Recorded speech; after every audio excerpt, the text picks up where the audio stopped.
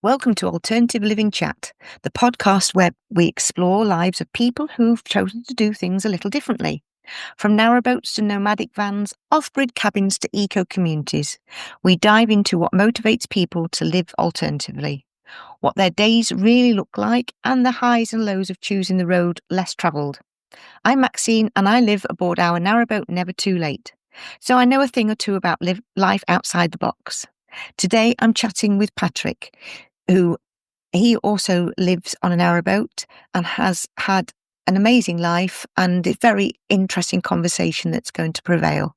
So please don't forget to subscribe and like and share it as well. And if you fancy joining me, drop me a message. Thank you. And welcome to Alternative Living Chat. And if you would like to introduce yourself, Patrick, please. My name is Patrick. I live on a 70-foot yellow narrowboat called Little Miss Sunshine. She did start out life as water pikey when we bought her from down in Gloucester, but we decided to kind of change the name. It was a little on point. So it was yellow, and one of my daughter's middle names is Sunshine. So we changed the name to Little Miss Sunshine. Oh, how lovely. And how long have you been living on board? On this boat, I've been on for about 11 years, and then I was very lucky. I saw an advert. I was living in St. Albans, and I saw an advert in Rightmove for a boat, which was a 72-foot boat called King Louis. And luckily, there were a couple of people who wanted to go on board, and luckily I got there, and that was my introduction to boat life, and I absolutely loved it from the beginning. It was, I think, the main thing for me wasn't in the beginning was the fact that I met so many people. And when I lived in St. Albans, I knew my next door neighbors, but I didn't know anyone in the streets. Yeah. And being on the boat, suddenly there was just a whole bunch of people that you get, that are suddenly in your sphere that are cool or interesting. And I'm sure you've had this. You suddenly realize it's a lot easier just to remember people's boat names than all the boats. So, Yeah, definitely. So that was the start of my boating career. Brilliant. So how long have you been living on the boat for, or boats for now? Oh, I guess all told 15 years or so. Yeah. Crikey, that's and no regrets? Look, we've sunk the boat a couple of times, so it's not been without regrets. But would I move back into a house? Yes, if I won the lottery. But until then, no. Yeah. I think I'd like to stay on the boat. So what inspired you to, or motivated you to get, to move on to the boat initially? I don't know. I think there was always narrowboats were always sort of in the periphery for some reason. And as I said, when I saw the advert, it was like I was paying nigh on close to £1,500 to rent a 3-bedroom cottage in St. Albans, 2-bedroom cottage in St. Albans, really. And the rent on the boat was £750 a month. Wow. So, yes. So I was a lot better off. Yeah. And at the time, it was that my ex-partner and I had split up, and my daughter was around about 7 or 8 at the time. And at the end of my salary and paying for the house and, the maintenance for Maya, and then also my travel costs to go and see her every 2 weeks, I had, around about £10 or £15 to my name at the end of every week. Yeah. For social activities, which even in those days wasn't much more than 2 beers. Yeah. It's a no-brainer, really, wasn't it? No, absolutely. And also genuinely close to water. My accent will tell you I'm not from around here originally, but I grew up on the coast in a town called Port Elizabeth in South Africa, and I've been around water all my life. And so to be around water is fabulous. Going back to, do I have any regrets? No, I'm in the country. I don't like people much. I mean, I don't like crowds. Yeah. And I like to see her horizon, and I have plenty out with the boat life, with living out in the country. Yeah, that sounds absolutely perfect, and I can completely understand. I think living out, and especially near water, it just makes you feel calmer. it's a peaceful way of life. I find. Yes, Yeah. yes. No, it Do you miss anything? is Do you miss? absolutely. Sorry. There is the water has that effect. I mean, it is I the one. No, no, no. You go. Do I miss anything from South Africa? Yeah. My mum, yeah, bits of things like the sea and sometimes the country, but I've lived in the UK for over 30 years now, and so this is functionally, functionally my home. It's my home in my head, and it's in my home in my heart. Even though you feel sometimes like you're a stranger at times, especially when England is playing against South Africa in the rugby. But but yes, no, I so do I miss? No, not really. I could go to the sea in Spain or Portugal or somewhere else and enjoy that. Yeah. I wouldn't necessarily. Yeah, I'll go back to see my mom. I go back to see my mother quite regularly, but no, No. my home is here. I go back to South Africa and it's fabulous for a week, and then I'm thinking, "Wow, I want to get back to the boat." Yeah. Yeah. It's a strange. I've never ever missed when we used to go on holiday when we had the house. I never missed the house. When you're on holiday, you don't think, "Oh, I can't wait to get back." In fact, if anything, it was like, "I'm not bothered about going back." But when we go away and leave the boat, I can't wait to come back to the boat. Even though I've enjoyed where I have been, but I just can't. And we've just been away up just into Yorkshire for a week, and I couldn't wait to get back to the boat. It's just like it snuggles you round, and it's just a happy, wholesome way of living. Yeah, well, yes, I guess you're absolutely right. It isn't just a home. There's a whole bunch of life surrounding that as well. And I Mm. think being living on a narrow boat. I can't speak for vans, but I would imagine, that they must have similar things. It's that there's always things to do to occupy yourself in order to keep the boats running. Whereas you can live in a house and you don't necessarily need to think about anything until it breaks down. Yeah, Whereas in a boat, you're thinking, I've used some energy. Do I need to charge my batteries? Have I got water? How are the toilets doing? Is the fire on? Have I got et cetera, et cetera, et cetera? There's so many things that form part of that, the running of the boats and the engine, et cetera, et cetera. And you know the peace, I guess, and the peace and the quiet and however you're living, whether you're in the town or the countryside, all of those things, and whatever community you find within that, all of those things kind of creates really nice, fuzzy, better than home word. I don't yeah, know if there's a word for it, but you know what I mean. It's yeah, it's bigger than just I'm going home. yes, yeah. No, I totally agree with you. So, what? Obviously, you come through to you about your music. So, what have you? Where do you do it? How do you do it? What started all your music? Because I'm intrigued. So my there's I've known so Timothy's I would call Timothy Bala. We both went to the kind of I went to a South African version and Timothy went to a UK version of the kind of posh sort of boys' school Mhm. where they call you by your surname. And I've called Timothy by his surname only because I know it irritates him. And so we kind of refer to themselves alternative Mr. Bala and Mr. Cole. So Tim, we got to know each other working for one of the top 5 accountancy practices in the world, I guess, and in London.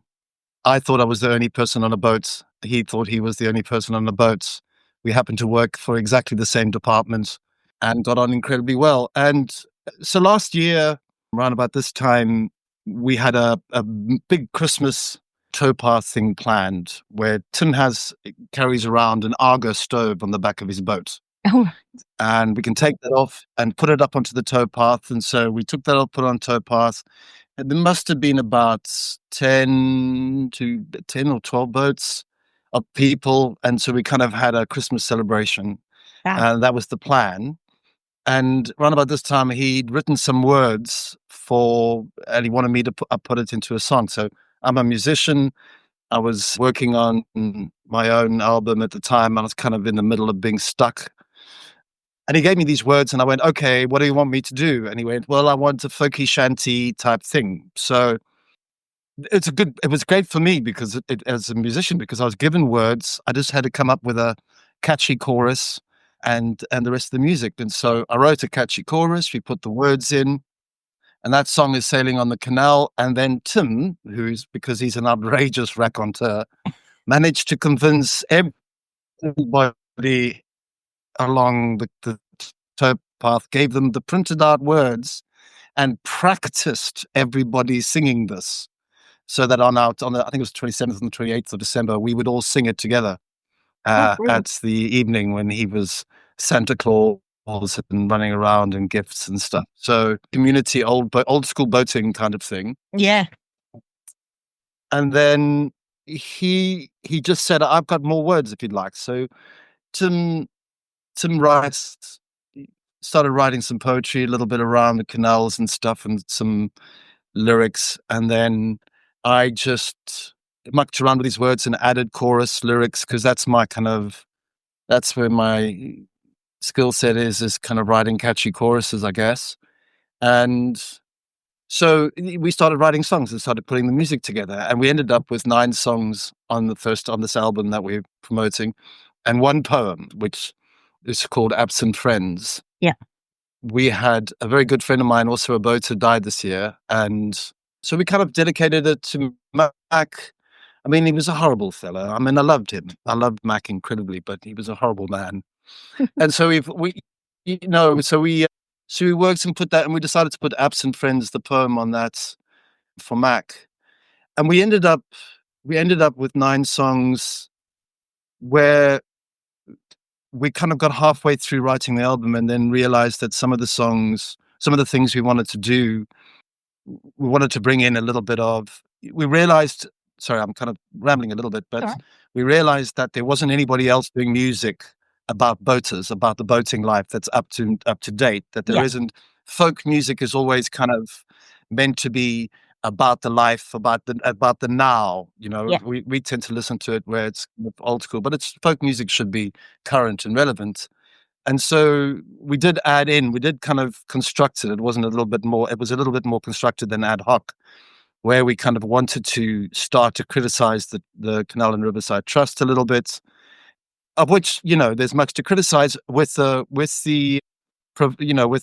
very clear statement on my half that they have a huge organization and responsibility that doesn't just entail the canals. They have other things that they need to look after. But I interact with the organization through the canals, and so where we can see locks not being repaired and things not being done, and so we kind of went in a little bit and thought, yes, we could write about that and put some more meaning behind some of the songs. So yes, and so we finished it, and we've already started working on the next one. Oh, fab. Because we found out there was a little bit more to say, really. Yeah, that's brilliant. So where do you do all your recording? Do you have a studio, or do you do it on the boat, or how does it work? So my studio consists of the laptop that I'm talking to you on, an interface which allows me to plug my guitars in. I have about 6 or 7 guitars on the boat, and then none of them are expensive. None of them have any value whatsoever. I just like the way some of them sound. Yeah. And a keyboard for which I add kind of different sounds through using MIDI and some software. So really, my studio is a mic stand, a microphone, a laptop, and my boat, and Brilliant. that's it. There's nothing soundproofing. There's nothing professional about it. It really is just, let's see what I can do. And poof. Yeah, that's fantastic. And so have you done a CD, or is it just online at the moment? Yeah. So we have some CDs, but it's kind of strange, isn't it? We didn't kind of, the plan was to be honest, Maxine, the plan was that we were just going to do this as a wheeze. Like we used to call these wheezes. It was just meant to be a short-term thing, and it was going to be a show. So it was going to alternate between me doing the songs on my guitar and Timothy doing some poetry. And he has a fabulous mellifluous speaking voice, which does sort of drag you in to what he's talking about. Benefit of a good education, I suppose. Yeah. But the thing is kind of grew. So we did some CDs. We put the album onto Spotify and iTunes, and you can access it via YouTube, and you can also kind of get it online at the Grandest Union That's brilliant. dot co dot UK, where you can get the songs, and I think you can certainly listen to them. You can download them and pay for them. We've put it as paid, but I mean, you can listen to them for free online. So yes, it's kind of like, yes, we will do CDs. We've done a couple of from. So we just started to promote the album really with some trepidation, obviously, because you don't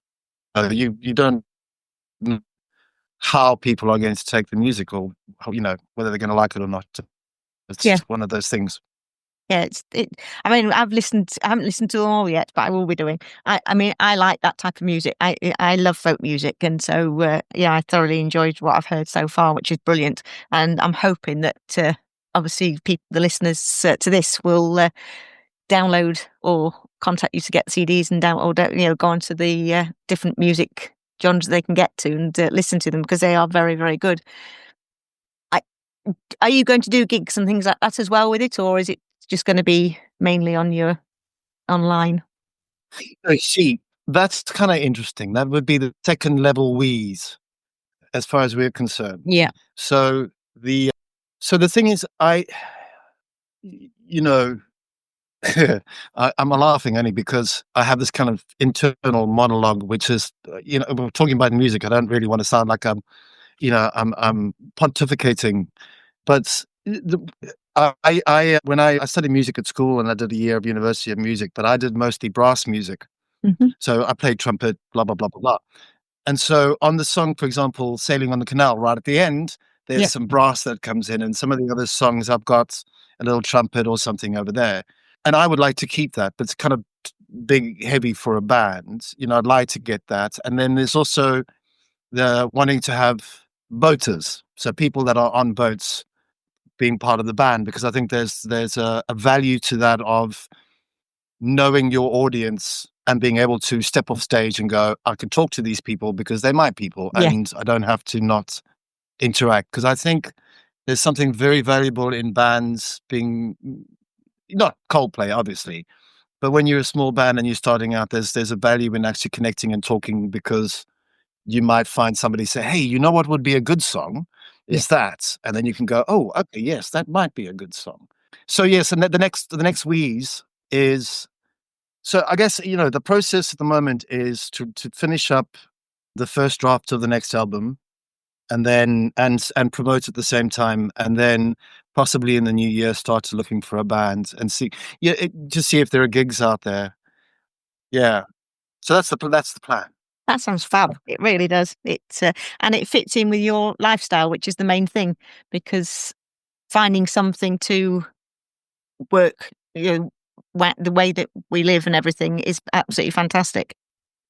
It does. Yeah, yeah, yeah. No, and we can move, which is also cool. That's also fabulous. The ability to be able to move your house is fabulous.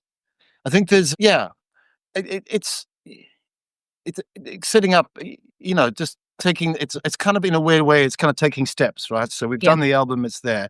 We went, okay, cool. Then we've had some feedback and people have liked it, and somebody went on and bought the album online, and you're just going, okay. And we've had, Pete and Christine, they're on a boat further down, and they were like, they're in their late 70s, and they went, we love the music, it's fabulous. And then we had a young boater who Tim knows, who's in her 20s, and I love the music. I've downloaded the album of Apple, and it's not a age thing, it's more a boater kind of Yeah. thing. So did I finish my train of thought? Not sure. Yeah, so I guess we've got to there, and it feels like it could be successful.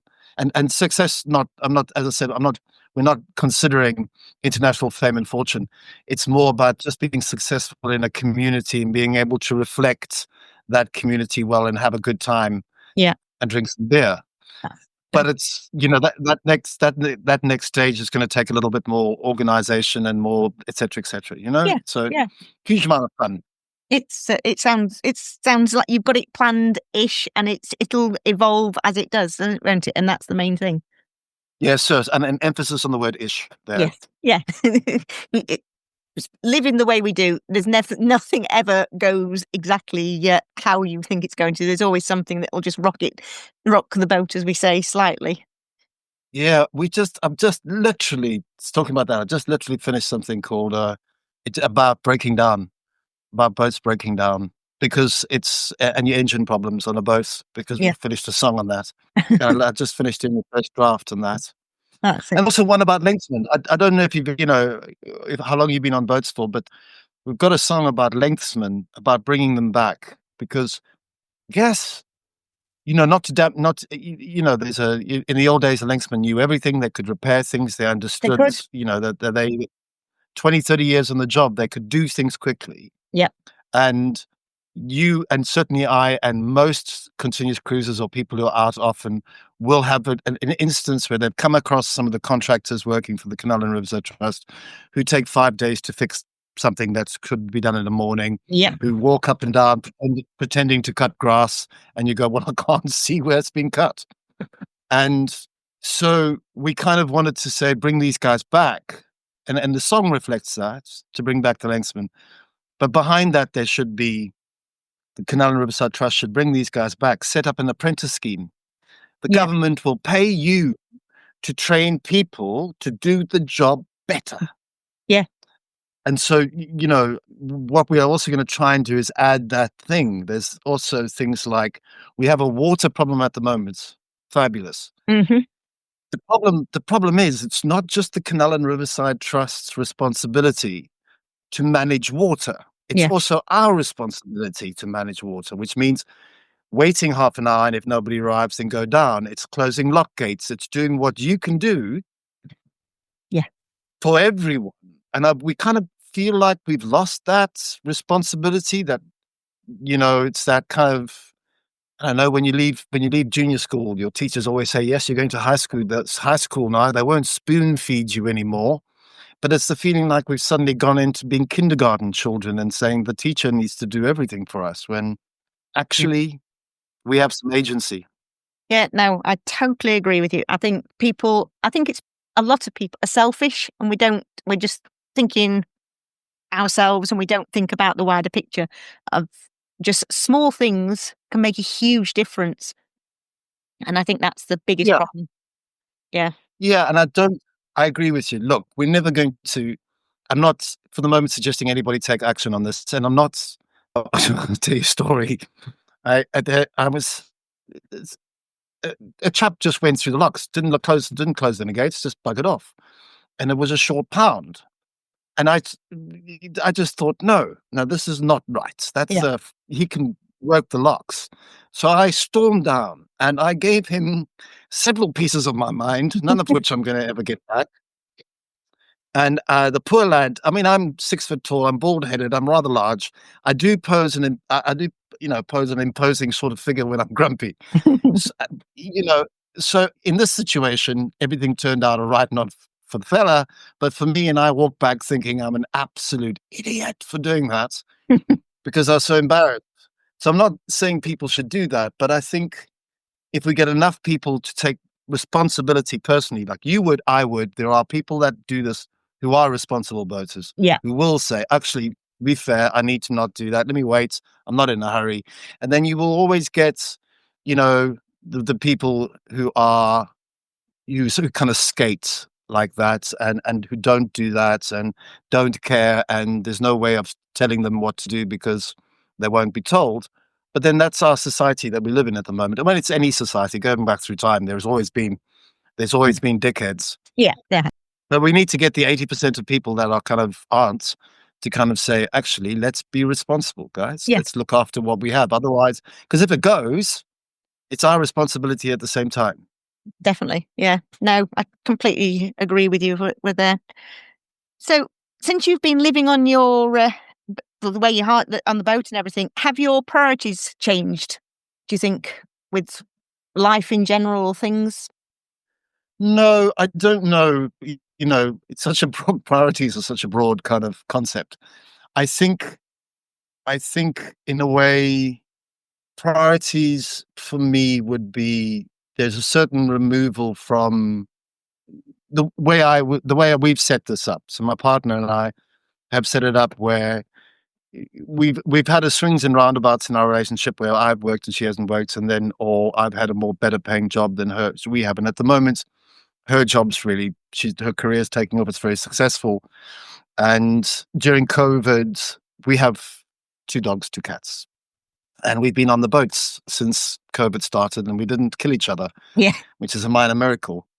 But the animals have got used to having somebody at home all the time, and we have a 12-year-old deaf Chihuahua cross Jack Russell who's still alive based on anger and spite. But she gets incredibly distressed if there isn't anybody, and she howls. And of course, she can't hear herself howling, No. but everybody else can. So we've kind of we went up to the Chesterfield Canal just after COVID, and we came down because her job is in London for a multinational, and they offered to increase her salary. So we've got that. So my priorities kind of changed, less having to go to work and come back to the boat and then do chores, Yeah. and more kind of maintenance and existing in a space where I could do quite a lot of music, especially when my partner goes into London and stays down there for 3 days. And so I guess my priorities have kind of internalized more, that I spend a bit more time thinking about myself in a non-selfish way as opposed to everybody else. I guess my priorities have become more internally focused Yeah. than having to provide and work and make sure that that's done. And we have a really good partnership where she goes off and does that, and I'm comfortable doing the let's stay at home and look after everybody and make sure everything works, etc., etc., etc. Yeah. And none of us and I don't resent her in any way, shape, or form, because I really don't like office work, and she doesn't resent me in any way, shape, or form because she couldn't deal with the loneliness. Yeah. That's So it's perfect. It perfect. works. So no, so yeah, my priorities in that way not so much changed as rather as kind of internalized rather than externalized priorities. Yeah. And what advice would you give someone who's thinking of doing, living the way that you do? Ah, man, the thing is, it's hard being a boater, a continuous cruiser. I can't speak for marinas, never lived in one, but I can say as a continuous cruiser, it's a hard life. Winter, talking about winter because we are in winter now. Yeah.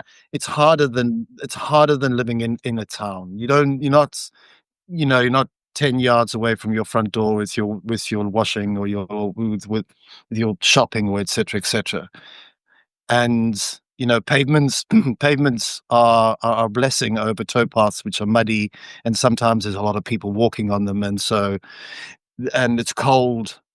So my advice is to understand that it's such a fabulous and wonderful, and at the end of it, incredibly privileged life to live.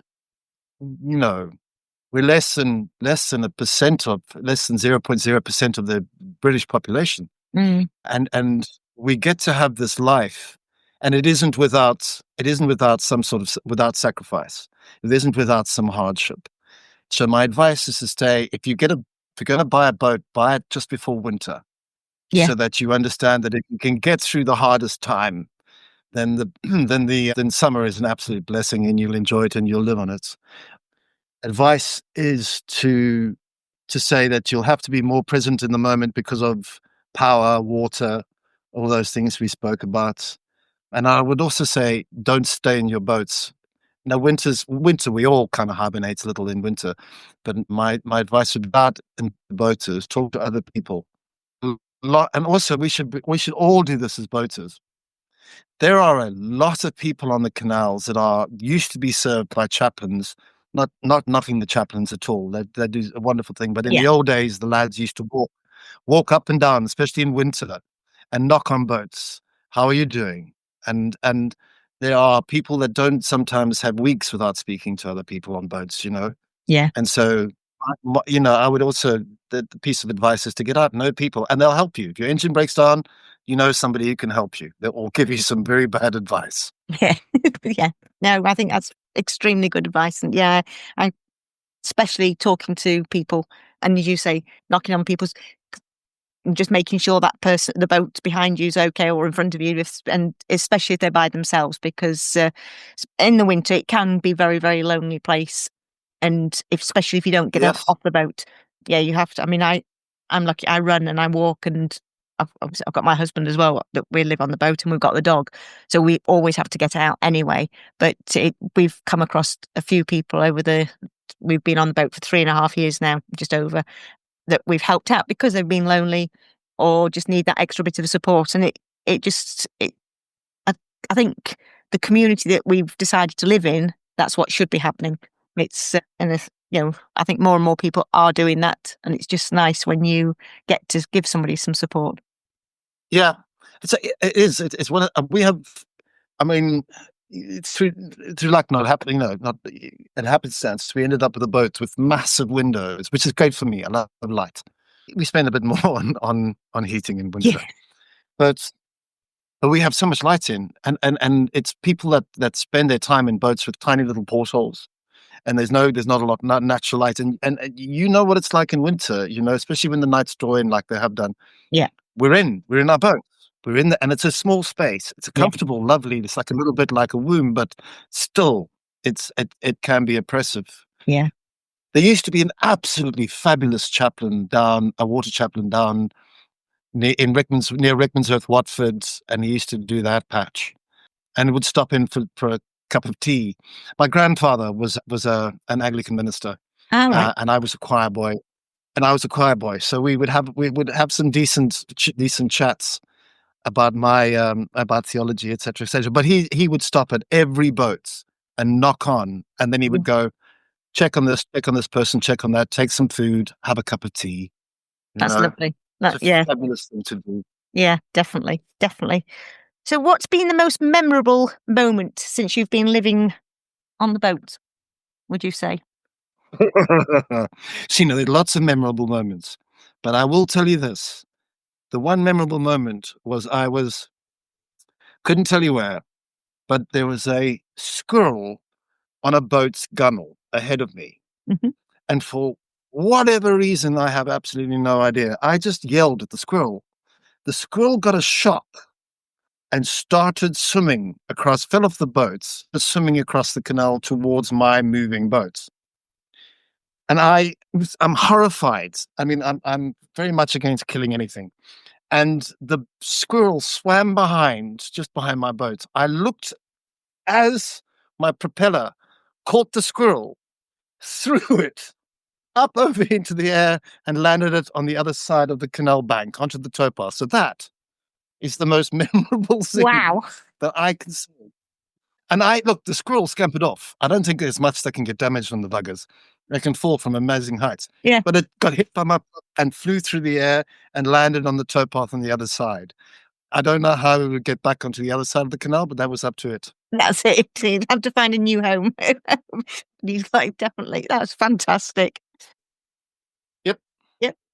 And finally, if you could sum up your lifestyle in 3 words, what would they be? it's pretty good. Yeah. Bro. Well, I'd just like to say thank you very much for You're coming very, on very to welcome. the podcast, and I've thoroughly enjoyed talking to you. And I'll put your website into the information so people can find your music, which will be That's very fantastic. kind of you. Very kind. And they can follow you, and hopefully you'll get lots of new followers for your music, because it is extremely good. Oh, that's very kind of you. Thank you so much. That's good. See, it's good. That's cool. It is. Well, thank you very much for joining me today, and I hope you've enjoyed listening to Patrick's story. And don't forget, you can listen to his music via the website, which is in the information about the podcast. And just remember, if you fancy joining me for a conversation, drop me a message. Thanks again for listening. Bye.